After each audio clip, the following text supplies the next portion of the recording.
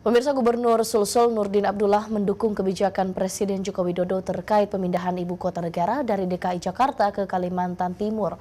Menurutnya, kebijakan pusat memindahkan ibu kota memberi keuntungan bagi Sulawesi Selatan.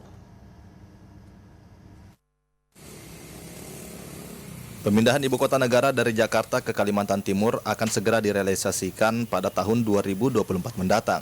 Sulawesi Selatan sebagai salah satu provinsi terdekat dengan Kalimantan Timur dinilai bisa menjadi penyangga. Hal tersebut dikatakan Gubernur Sulawesi Selatan Nurdin Abdullah saat ditemui di kantor gubernur.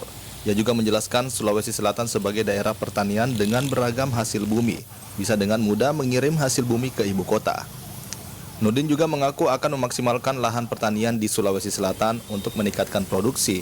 Selain itu, pihaknya juga akan memperbanyak penyerapan tenaga kerja agar tidak terjadi urbanisasi besar-besaran dari Sulawesi Selatan ke Kalimantan.